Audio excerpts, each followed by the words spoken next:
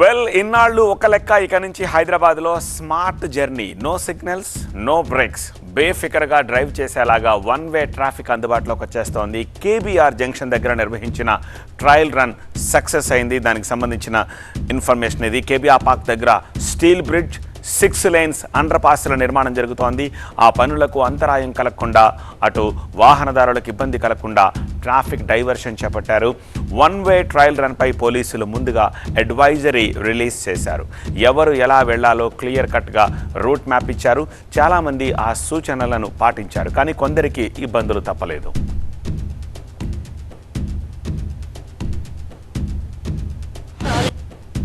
Road number 12 నుంచి వస్తున్నాను, 10కి వెళ్ళాలి. అక్కడ జస్ట్ ఓన్లీ 5 మినిట్స్లో వెళ్ళేవాళ్ళం. ఇప్పుడు 15 మినిట్స్ తిరుగుతున్నాము, ఎట్లా వెళ్ళాలో తెలియదు.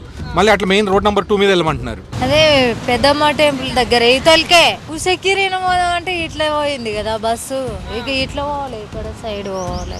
అదే బస్ అయినా అడిగితే లేదమ్మా ఎక్కడ పోతుంది ఎక్కడ లేదో నువ్వైతే ఈడ దిగా అని దింపేసిండు. ఈడ దిగిన ఎట్లా పోవాలేమో, డ్యూటీకి టైం అవుతుంది.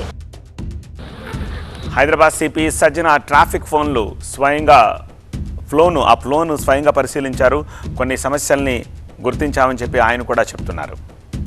ట్రయల్ రన్లో గుర్తించిన ఫ్యాక్ట్స్తో పాటు పబ్లిక్ నుంచి వచ్చే ఫీడ్బ్యాక్తో కొన్ని మార్పులు చేర్పులతోటి మరొక్కసారి ట్రయల్ రన్ నిర్వహిస్తూ ఉన్నారు traffic joint CP Joel Davis.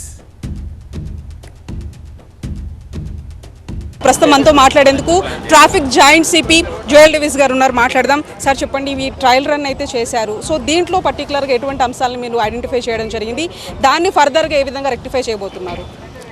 అంటే ఈరోజు ఈ వన్ వే ట్రయల్ రన్లో మనకి ఫ్రిక్షన్ ఎక్కడెక్కడ అవుతుంది, ఏ జంక్షన్లో మనకి ఎక్కువ కన్ఫ్యూజన్ ఉన్నాయి, ఒక లేన్ నుంచి ఇంకొక లేన్ మారేటప్పుడు ఎంత ఓపెనింగ్ ఉండాలి, ఎక్కడ ఓపెనింగ్ ఉండాలి, జంక్షన్స్ దగ్గర వాళ్ళు సాఫీగా వెళ్ళాలంటే అక్కడ ఉన్న ఇంజనీరింగ్ డిజైన్స్ ఎలా మనము మార్చాలి, ఇవన్నీ స్టడీ చేయడం జరిగింది. డ్రోన్ విజువల్స్ కూడా తీసుకున్నాము. ఇప్పుడు ఆ డ్రోన్ విజువల్స్ కూడా అనలైజ్ చేస్తాము.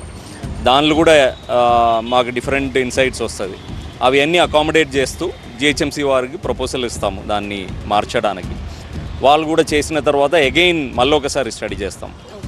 ఆ స్టడీ చేసేటప్పుడు ఎక్కడ అయితే పిల్లర్లు వస్తున్నాయో అక్కడ బ్యారికేడింగ్స్ పెట్టేసి కన్స్ట్రక్షన్ టైంలో ఎలా ఉండబోతుందో అలాంటి స్టడీ కూడా చేస్తాము. కొన్ని జంక్షన్స్ చాలా కీలకం.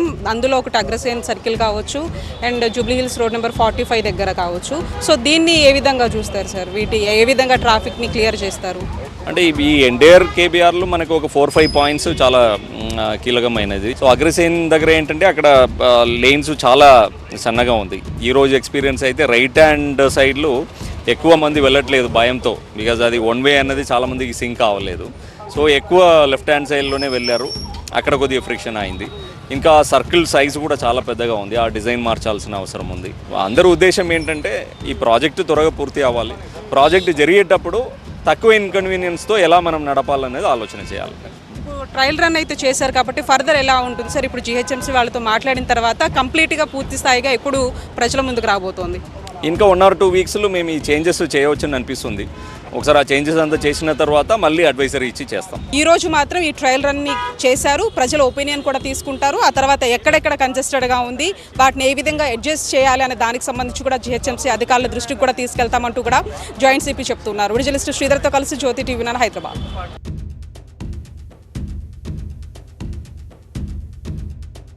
ప్రజలు కూడా అర్థం చేసుకోవాలి. ఇది వాళ్ళందరి కోసం ఈ ఒక పని చేపట్టడం జరుగుతుంది. సో వచ్చే రోజు కూడా మళ్ళీ మనము రెగ్యులర్గా అడ్వైజర్ ఇవ్వడం జరుగుతుంది. ప్లస్ అట్లానే మన అనౌన్స్మెంట్ ఇవ్వడం జరుగుతుంది. ప్రజలందరూ కూడా మా ఇచ్చే అడ్వైజర్ని చదువుకోవాలని చెప్పి కోరుతున్నాను.